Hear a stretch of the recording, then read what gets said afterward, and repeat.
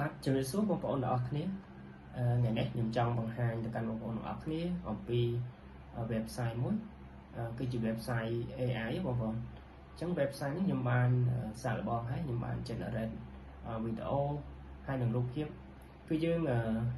ទទួលបានវីដេអូស្អាតច្បាស់ដូចសាច់រឿងពិតចឹងបងប្អូនហើយរូបភាពក៏ច្បាស់ដែរ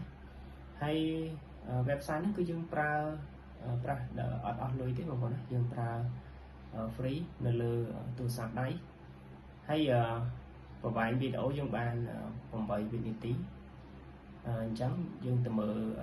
website ហ្នឹងទាំងអស់គ្នាបងប្អូនណាហើយខ្ញុំនឹងធ្វើការ generate ក៏ដូចជាការសរសេរ prompt ដើម្បី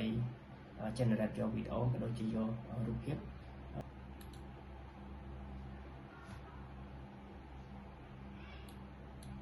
ចឹងដើម្បី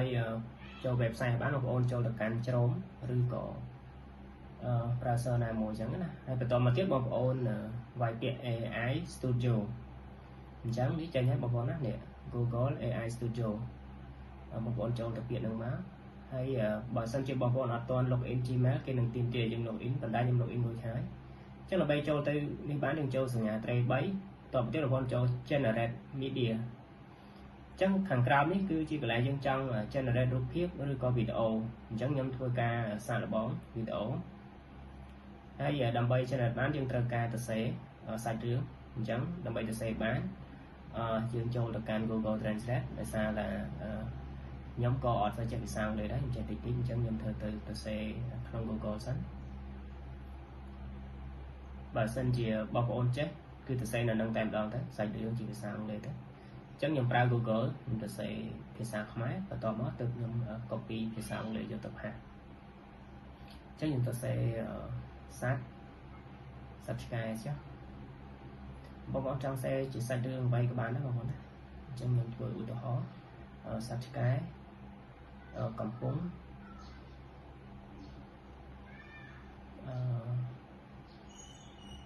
ស៊ីចំណីចុះ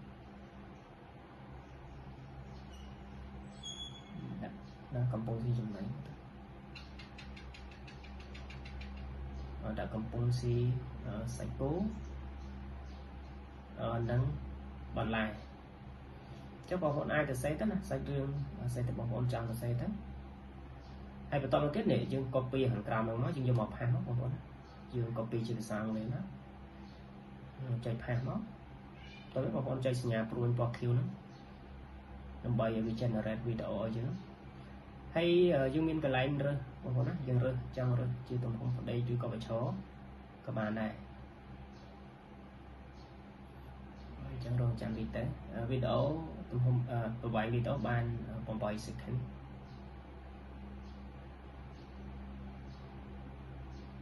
រងចាំមែនតិចទៅ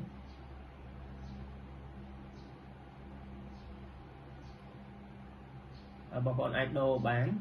កន្លែងចិត្តសញ្ញាកងចាក់ខាងលើហ្នឹងបងប្អូនចូលទៅដូរ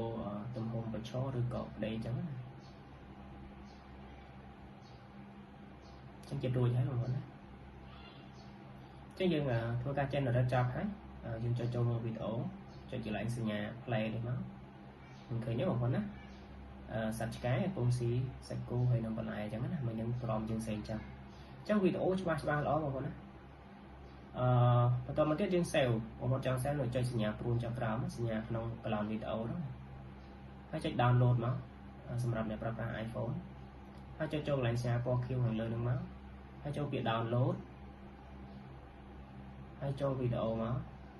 បន្ទាប់មកយើងធ្វើការ save នេះចុចសញ្ញាព្រួយឡើងលើនេះហើយយើងจะ save វីដេអូ save ចឹងមកហើយយើងចូលទៅមើលនៅក្នុងទូរស័ព្ទដៃរបស់យើងក្នុង gallery photo នេះ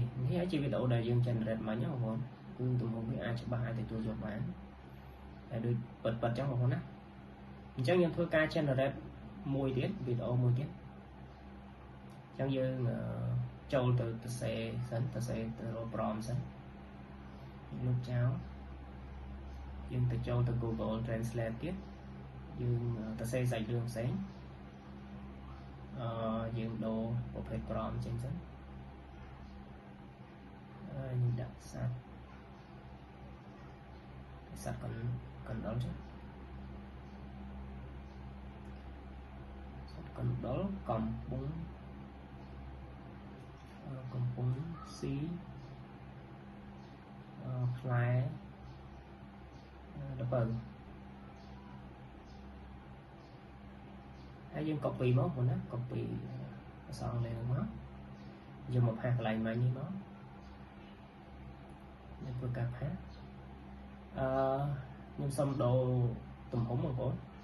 nhưng chẳng do chỉ một cái video có đầy vĩnh nè đọc vào mùi trên phần buồn này má chỉ tùm húng bỏ YouTube ở trên đấy đừng có video lón đâu mà chẳng vừa cả trên red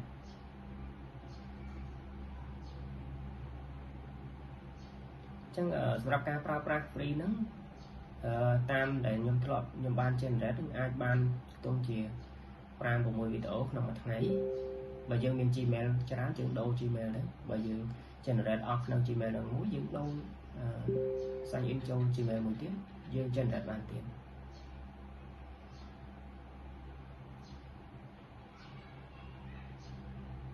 ហើយតើតង់ជាមួយនឹងនេតិវាគឺអត់បានលើសនឹងទេបងប្អូនណាបានត្រឹមតែ8ទេ8វិនាទីទេ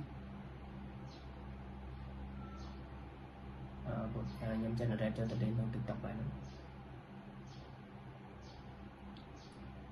ចាំ TikTok ចាំចិត្តចាប់ហើយអញ្ចឹងចាប់ហើយយើងចូលកន្លែងសញ្ញា play ហ្នឹងមកនេះឃើញហើយបងប្អូនណាគឺវាដូចនឹង prompt ដែលយើងទៅ save ហ្នឹងហើយយើងចង់ថែមថយផ្សេងទៀតអញ្ចឹងណាបងប្អូនយើងដាក់កណ្ដង2 3ឬកណ្ដងជាច្រើនឬក៏សាច់ផ្សេងនៃក្បែរទៀតហ្នឹងស្រ័យលើបងប្អូនទេឥឡូវយើងធ្វើការ download ដូចមិញហ្នឹងទៀតមកចូលកន្លែងពាក្យ download ចូលវីដេអូដែលយើងបាន generate ដើម្បីយើង save វីដេអូចឹងយើងចូលទៅមើលក្នុង photo របស់យើងនេះជាវីដេអូដែលយើងបានធ្វើការ generate អញ្ចឹងគឺគុណភាពវីដេអូគឺច្បាស់បងប្អូនអាចទទួលយកបានហើយតើតើជាមួយវីដេអូនេះគឺខ្ញុំមានតែប៉ុណ្ណឹងទេសម្រាប់បង្ហាញទៅបងប្អូនអរគុណសម្រាប់ការតាមដានទស្សនាហើយកុំភ្លេចជួយចុច subscribe channel របស់ខ្ញុំអ្នកមួយផងអរគុណច្រើន